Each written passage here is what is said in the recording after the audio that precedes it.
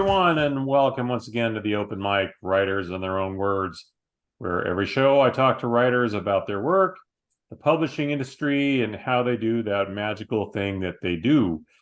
The show's available by the same name on both YouTube and via all of the major podcast platforms, and you can subscribe to either or both so you never miss a thing.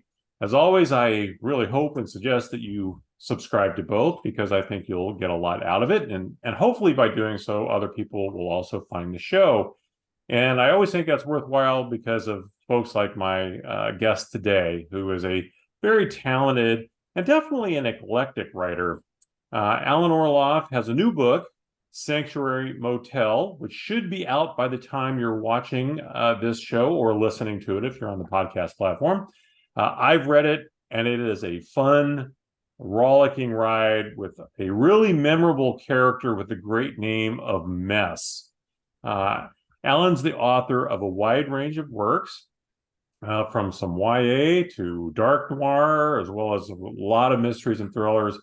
And he's also the author of more than 40 published short stories. And I got to tell you, that's as hard as the novels, I think. So I'm really excited to have you on the show today, Alan. Welcome to the Open Mic. It's a real pleasure to have you here.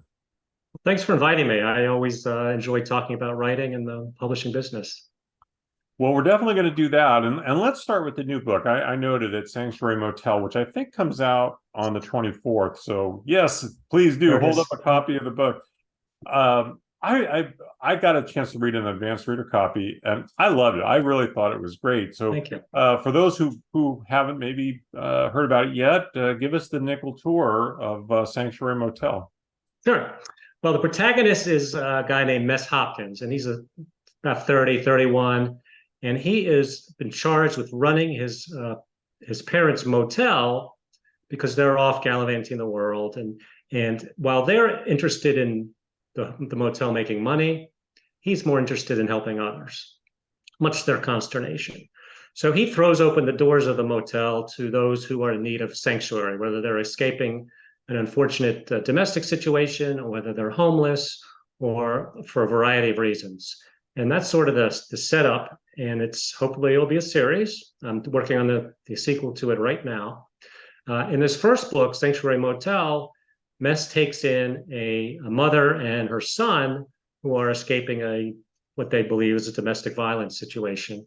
And of course, Mess and his friends and coworkers get involved in helping the mother and son solve their situation. Well, it's a really, as I noticed, a fun read. There's serious situations, but it's a fun read. It's very fast paced.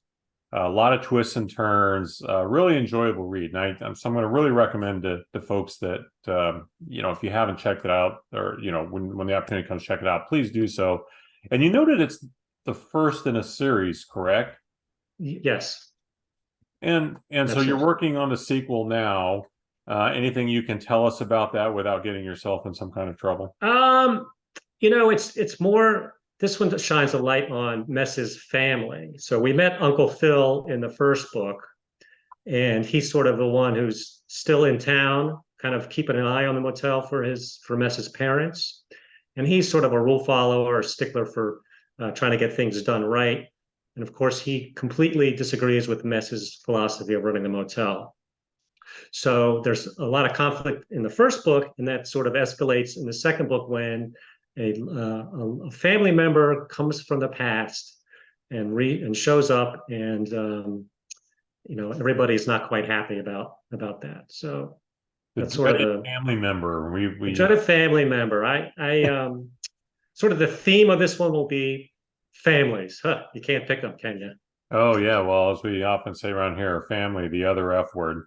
But I really love the Mess Hopkins character for a lot of reasons. It's no secret that the world feels like a real dumpster fire these days.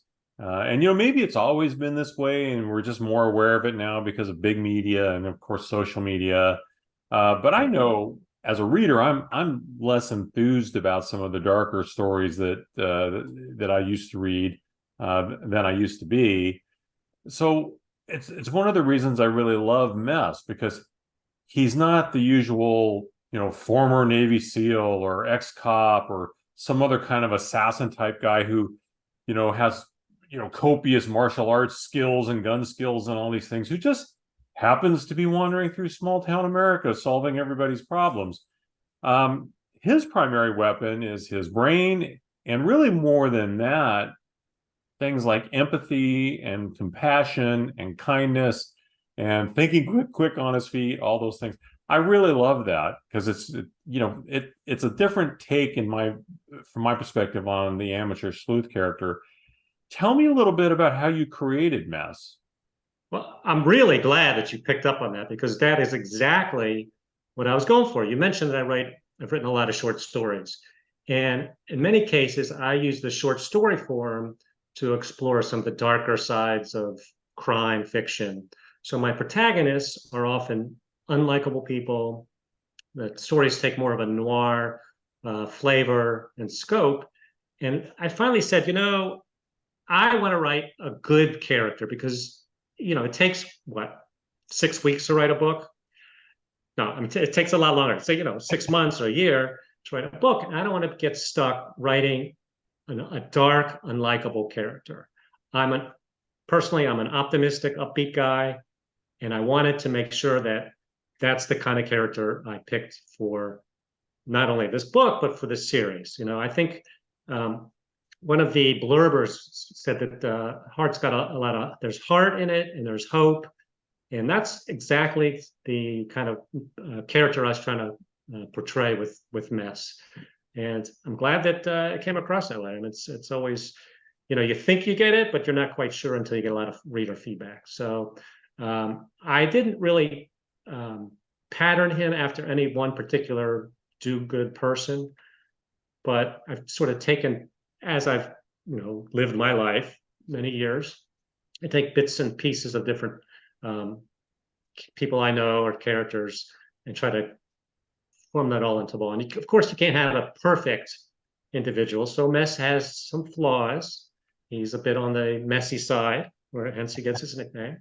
And that, of course, has absolutely nothing to do with how I keep my own living quarters.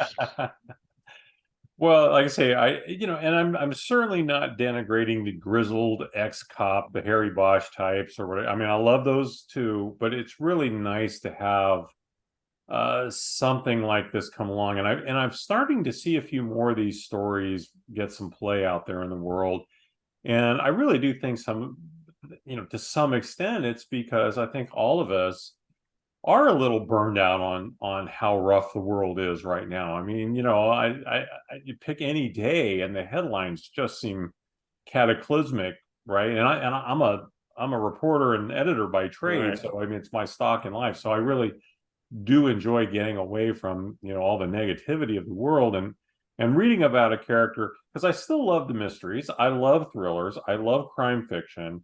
But it was a really nice change of pace to have one who, again, nothing against the grizzled ex-cop or Navy SEAL. Though you have your place, I love that. But I love a character like Mess because he's got a sense of humor. He always leads with compassion. I love that.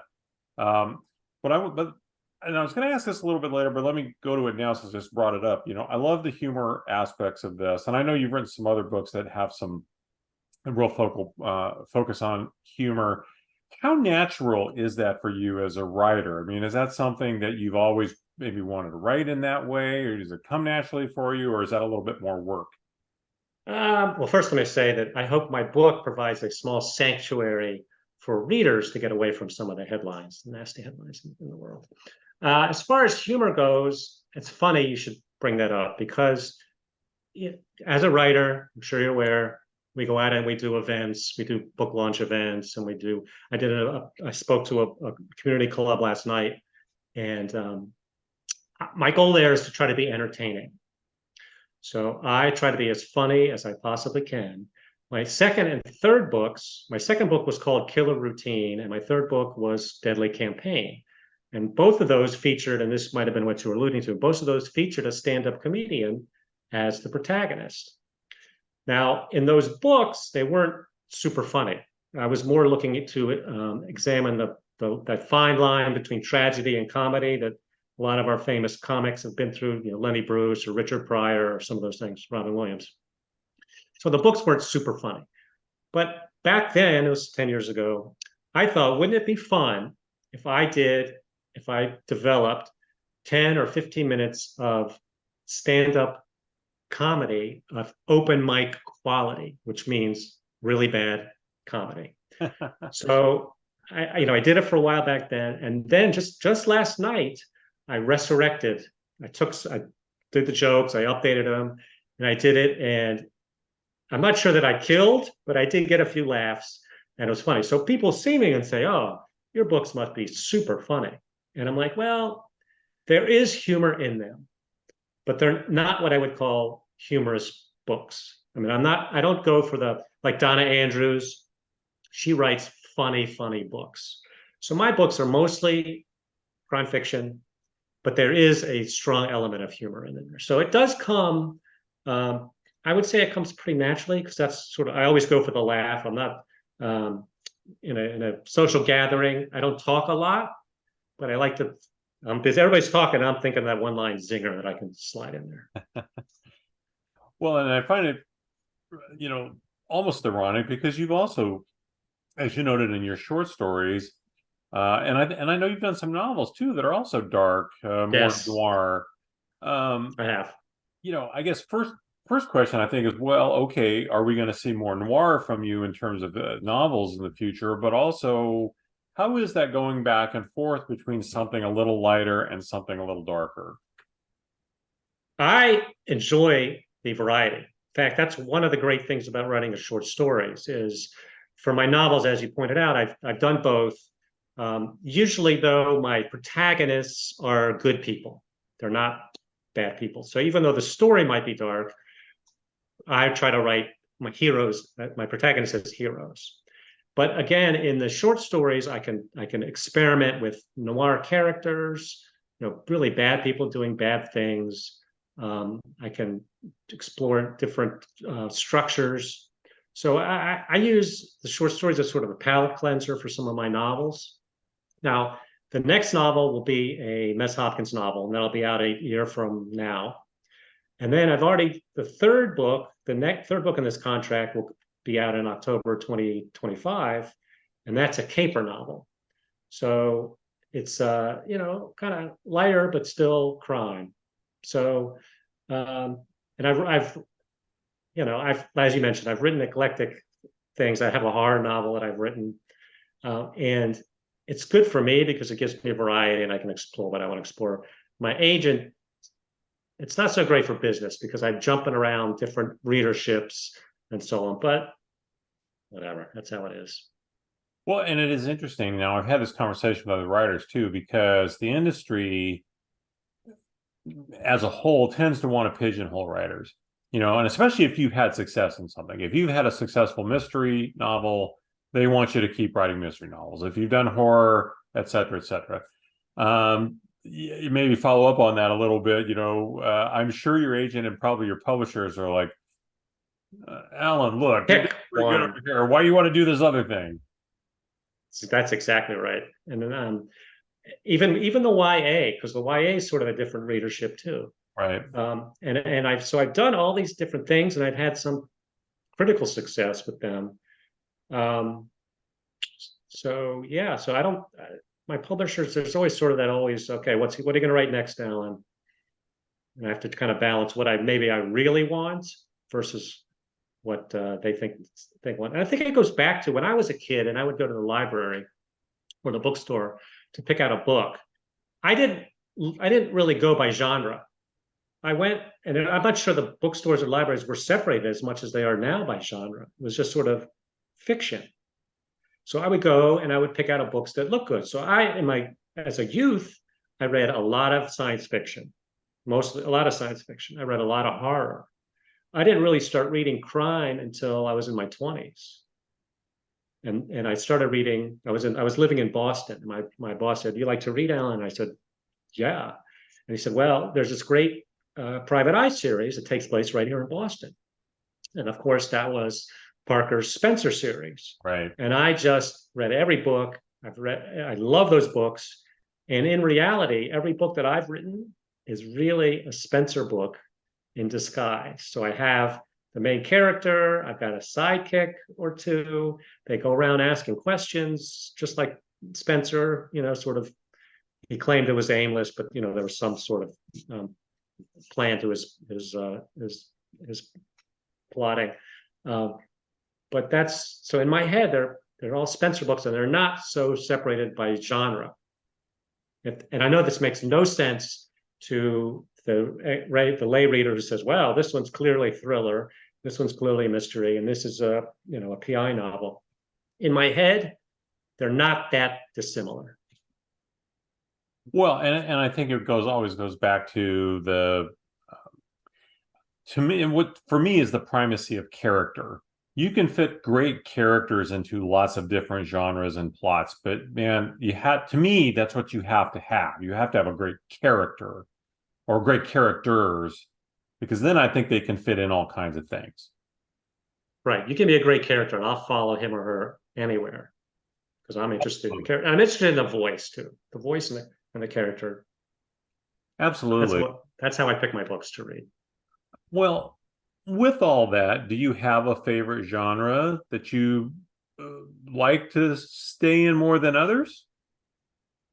Um, I People might be watching, so I'll say crime fiction.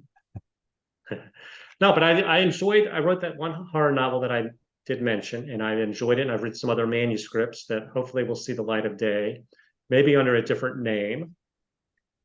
I've written a couple other YA books, but as you might imagine, every day that passes is one day that I'm getting farther away from that demographic, Right. unfortunately. So I probably won't be doing a whole lot more. Although the characters that I developed in I Play One on TV, which came out 2 years ago. Actually, it won the Anthony Award and Agatha Award for best YA novels last year. Those are great characters, and I really like that premise. So it's conceivable that I might write another one or two in that series too. But This gives you lots more opportunities. Yeah, I mean, Rich, writers, most of the writers I know have so many ideas in their heads. And the trick is not coming up with a good idea. The trick is coming up with enough time to write all these good ideas. So for the moment, I've got this contract with Level Best Books. They're great to work with. I enjoy Mess Hopkins immensely. So that's my immediate focus right now. And short stories. So I still am writing short stories too. You read my mind, because that's a great lead in, because I was going to ask you about short stories, because you've had a lot of success with that, and I noted it in the intro because it's not easy. Short stories are not easy. They really are not, and you've been in a lot of really great anthologies, and so I think there's a lot of value in being a good short story writer.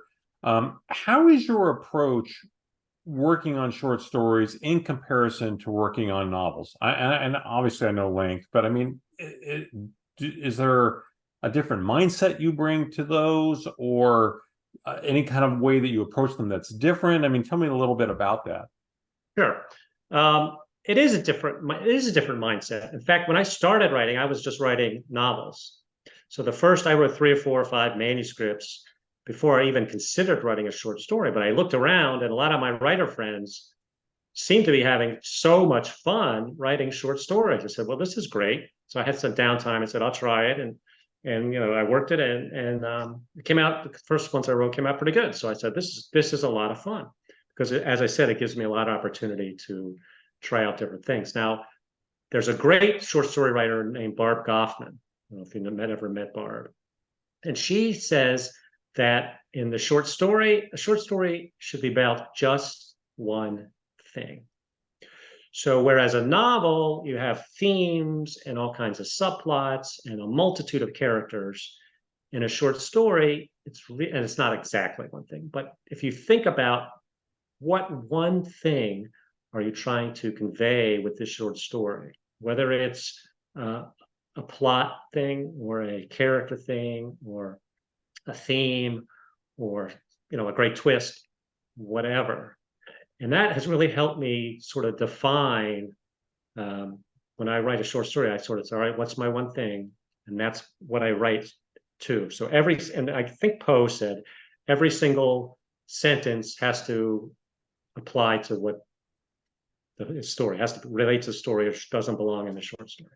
So with those, you need a kind of a laser focus in a short story. And while in any writing, every word does count, it's more so in a short story. So I will revise my short stories, seems to a lot. I'll make many, many more passes through a short story than I will in my novels, just to really make it so incredibly tight that there's not a word wasted. So the process is different for me. Another big thing about in a short story, I can pretty much keep in my head the entire outline. Mm-hmm. So I can, but a novel that is, my head is not big enough, my brain's not big enough to keep the entire thing in my head. So story-wise, it's a little easier for me to kind of map it out ahead of time, a short story. I mean, it is shorter, of course, than it is a novel. Do you have to, do you outline then a novel, but not a short story, or do you do both? Or I mean, how does that story structuring work for you? The difference between those two? I outline everything. Now, my outlines are not like the ones you learned in grade school, where it's okay, capital A, this is the subject, and then my outlines take the shape of Jim and John are in the coffee shop. They're discussing what to do with the dead body in John's trunk. That's sort of, okay, that's that scene, and so on. And I like to know how the story ends. I must know how the story ends. At about 50% in a novel, about 50% through, I come up with some kind of twist that turns the whole story on its side, on its ear. And then I try to have what I call tent poles, or big, set scenes throughout the novel to kind of prop it up. And it's a visual thing in my head how I do it. For a short story, I don't quite have the same thing because there's only maybe 5 or 6 scenes or 7 scenes, whatever. So I'm able to just sort of, okay, then this happens and this happens, because it's really a very narrow version of the story.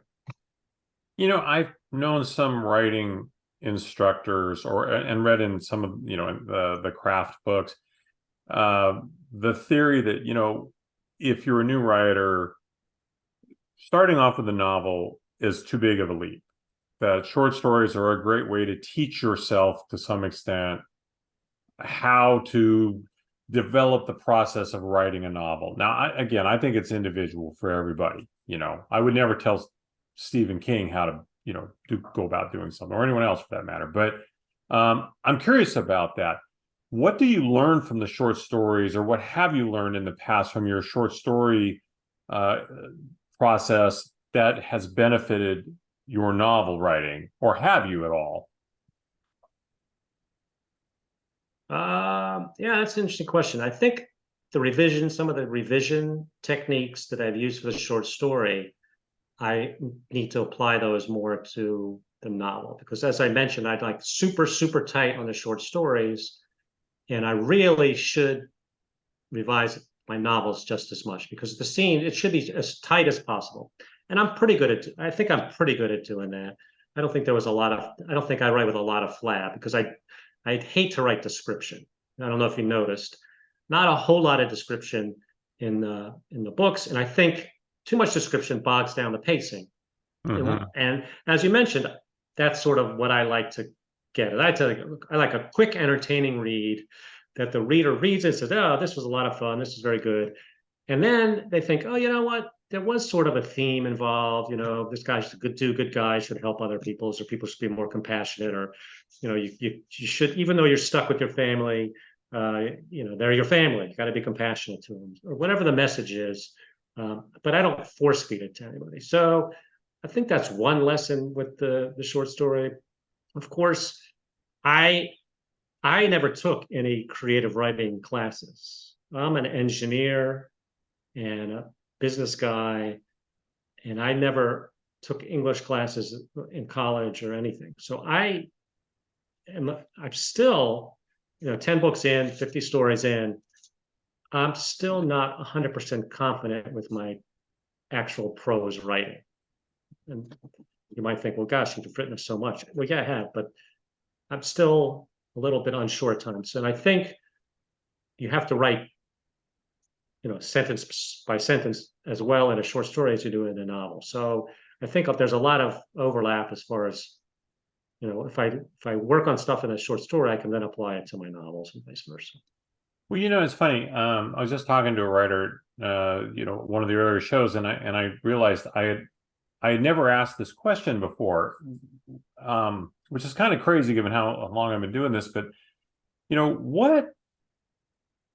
what inspired you to become a writer? When did you get to say, I want to give this a try? And I know a lot of writers say, oh, I've always written, I started writing when I was 5 years old and all that. But I've also talked with some writers who maybe like you came to it a lot later. When was that spark for you? When did you say, I got this story in my head? That is the mystery of my life. And my wife's like, what is going on? As I mentioned, engineer in college, didn't like engineering, went back to business school, got a business degree, fiddled around in business for a while. And it wasn't until many, many, many years later, decades later, that I said, okay, you know what? I'm going to try writing. So I wrote a few short stories just as sort of a proof of concept. And I said to my wife, Janet, I think I want to try writing. And then I had to bend over and pick her up because she had fainted because it was such a shock to her. So I wrote these short stories and they didn't stink. So I took that as encouragement. I took a night class. What are they? Continuing education. What do they call them? Yeah. At the high school. Continuing it. Whatever. College. On doing on short stories. And I remember I wrote this short story, and the feedback was, this is a really good short story, Alan, but you can't have 50 semicolons on the first page. Like, okay. Took that to heart. Keep writing. I took some workshops at another writing center, and I kept improving. And the feedback I got was, this doesn't stink. Again, I took that as positive. Formed some writing groups and kept working at it, wrote a manuscript. I knew it was no good, put it aside, wrote another manuscript, better, but still not good. So the third manuscript I wrote, it was, I'd taken this Citizens Police Academy. I don't know if you're familiar with that, where in my local police department, they would have a class that met once a week at night for an hour or 2 hours. And they would cover a different aspect of the policing business every night. So they have the gangs one night and the drugs one night, and we had a canine demonstration and so on and so on. Part of that was we went on a ride along with the police officer one night. So I went on this ride along, and we did a dip. We did a drunk in public, which was entertaining. We had some other calls, and then at one point we get this call on the radio. All units, we have reports of men running through the community center parking lot with rifles. So okay. So the officer I was riding with, she flips on the siren. We go screaming through the town, pull up into the community center parking lot, and there's already a cop car there with the doors open and nobody's in the car. And she opens the door, she grabs the shotgun that's mounted between the seats, and she grabs and says, "Don't go anywhere." And I said, "Don't worry." And she took off.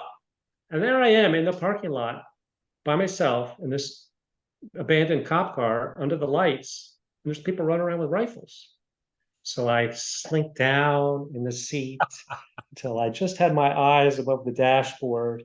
It was crazy. It's like half an hour. She was gone, and I could hear yelling in the background and stuff. It turned out it was kids with air rifles, which extremely dangerous running around. But anyway, I took that scene and made it the first scene of a book called Ride Along. And this was that third manuscript that I had written. And I thought it was really great, this book. So I wrote a query letter. Didn't have an agent at the time. So you write a query letter to get an agent. And I wrote this query letter. I thought this query letter was great. I sent it out to 100 agents. I got 100 rejections.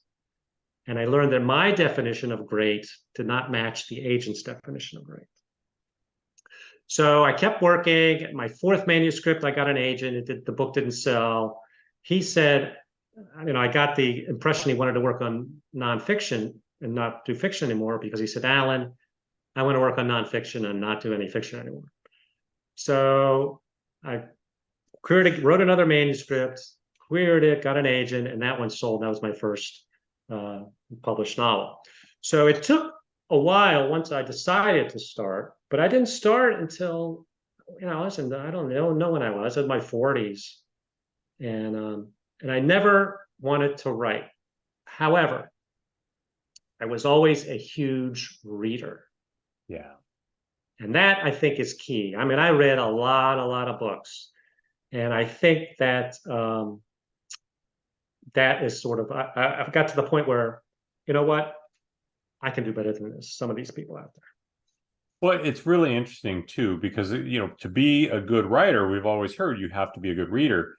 And, I'm not sure voracious is the right word, but you have to read a lot, I think. And I agree. I've always been just a voracious reader, and of course I write words for a living, so all that good stuff. But at the end of the day, I think the reading aspect of it is so critical to it helps you determine the things that interest you. And clearly you probably have an eclectic reader too, I would imagine, since you're an eclectic writer. And I rail against the pigeonholing anyway, so I think that's great. And I love the fact that the 100 rejections didn't deter you from what it was you were trying to do. And I think that's really a big deal, because I think this is one endeavor that is so easy to quit, because the rejection that everybody goes through in this, and I don't know anyone who hasn't gone through that, right? And the big part of it is just you keep showing up. You got to keep showing up. So anyway, long-winded way of leading in, saying, well, was there a time when you just thought, I'm not going to do this. I'll go find something else to occupy my time. I'll take up scuba diving or whatever the hell it is. Did you ever think maybe I'm not going to have the success I thought I was going to have here? No. I was always determined to do it, and I got some good feedback. And I've always been able to, work hard and achieve what I want to achieve. So I made it sound, and I'm not trying to sound cocky or anything, but it didn't really cross my mind to quit writing. I mean, now it does when I publish books, and it doesn't sell anything. But no, I'm just kidding. No, I just as long as I enjoy it, I'll keep doing it.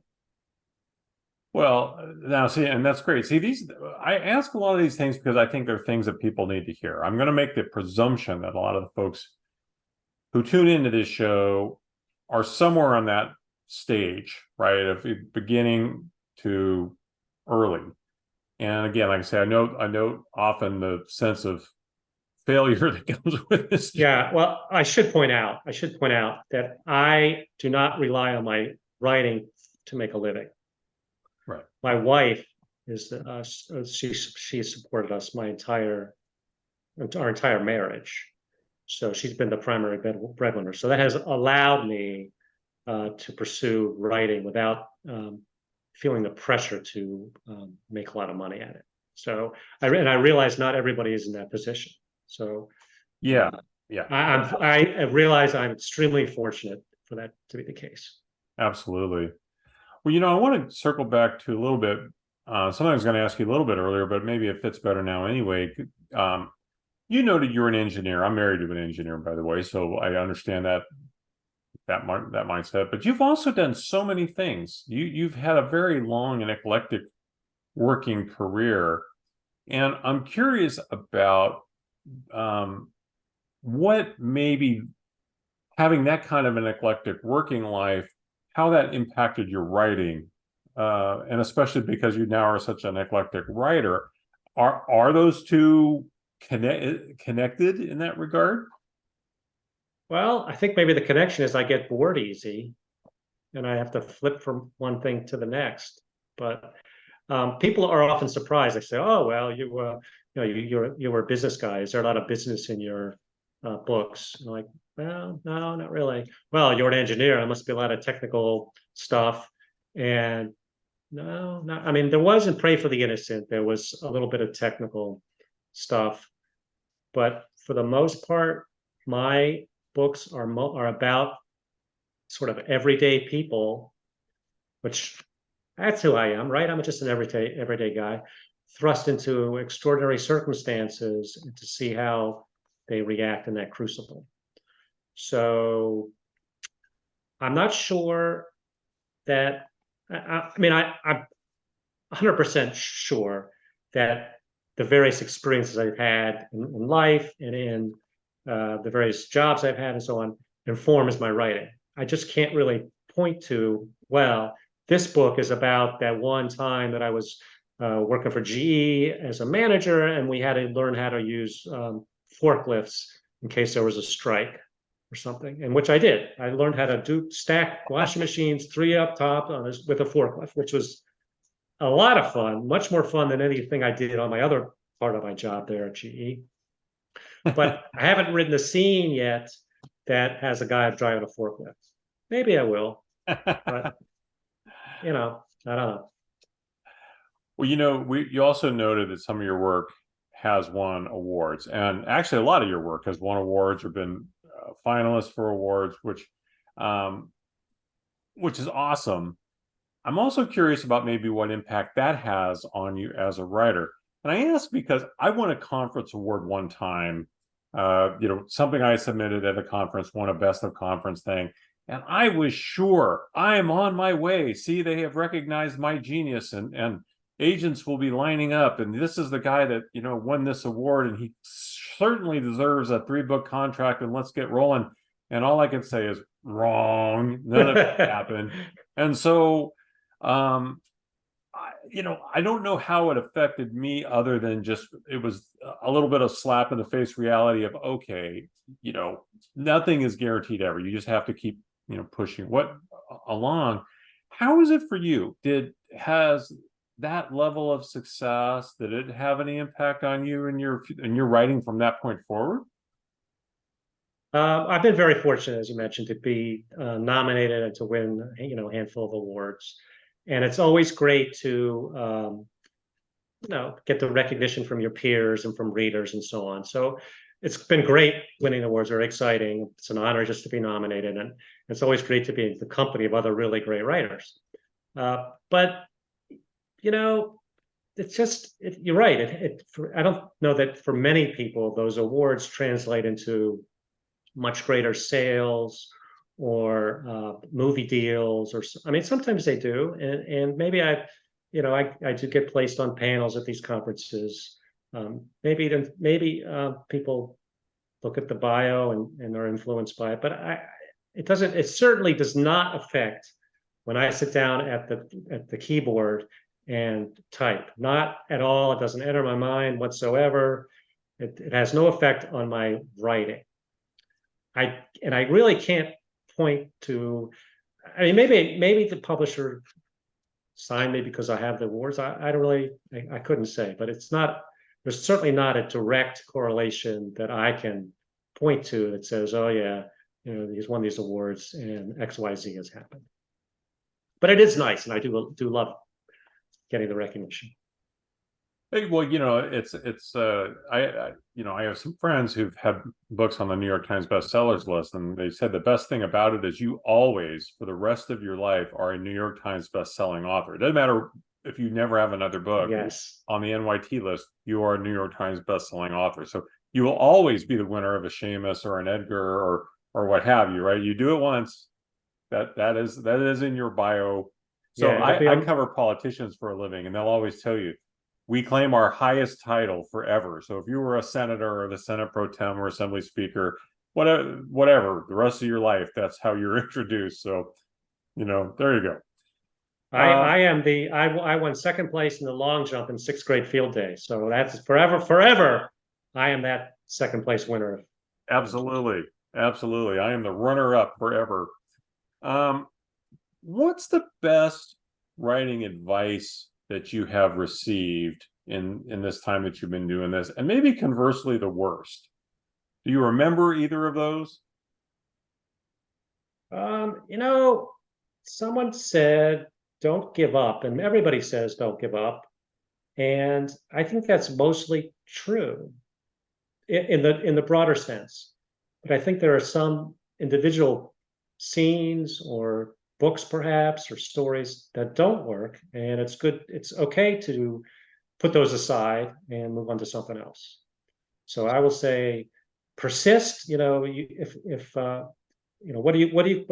that line? What do you call a writer who doesn't give up? Published. Is that the saying or something? So I think that's mostly true. And that if you track back, like I said, it was the fifth manuscript that I had written became my first published book. So I had 4 practice novels written. So I don't know, maybe looking back, what was I thinking, right? I should have quit, but I didn't, and I'm glad I didn't. And I've rewritten and published 3 out of those 4 first books. So they weren't a complete waste. So that might be the best thing is if you want to be published, you need to be published. And the industry is the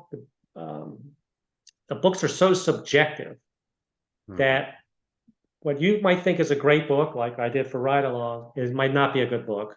And what you might think is like, might be a great book. So all you need is one yes from an agent or an editor, and you could be on your way. So if you really want to be a writer, I'd say keep working on your craft and don't give up. And the worst advice might be to use semicolons. Now, as you write a lot, you will get a lot of advice and comments and critiques, especially if you're in a critique group. And I've been in my current critique group for over 11 years. We have not missed a single month's meeting. And I'm in there with 4 other superb writers, John Gilstrap, Donna Andrews, Ellen Crosby, and Art Taylor. And they are amazing writers. And even so, once in a while, they'll critique something of my work, and it just doesn't work for me. It doesn't fit. So you need to be able to know when to ignore the criticism or when not to. So I guess I'm saying that's another piece of good advice, but you have to not listen to the bad advice. Yeah. If it doesn't work for you. Well, and for the folks out there, Art Taylor will be on this show sometime in the very near future. Okay. I can't remember what date it is. I've got him scheduled. We'll see. But he's also a fabulous short story writer.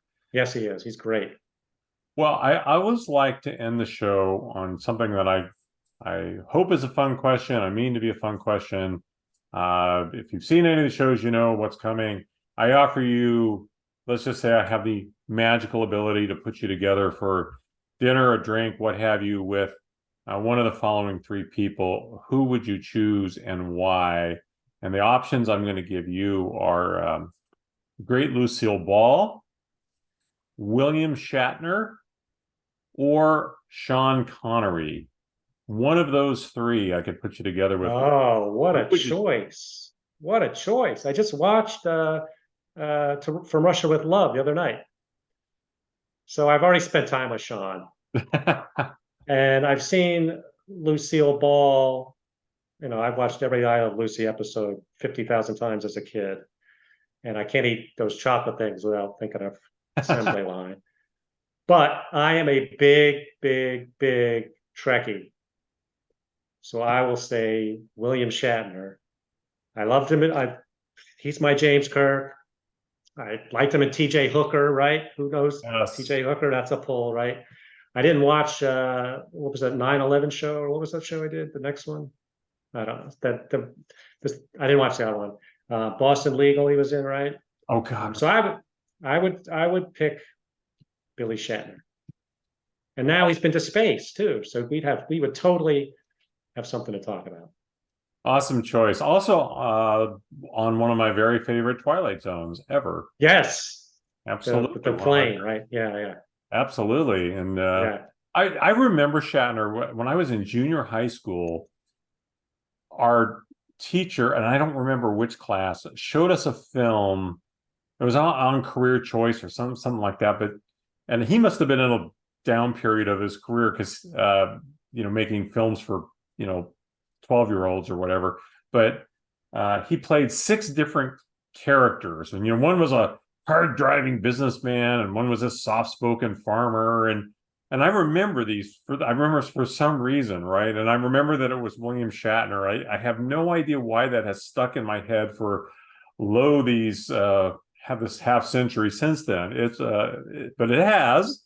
I would love to look that up and find out what it was like. Was that Scholastic Pictures, whatever that was? But great choice.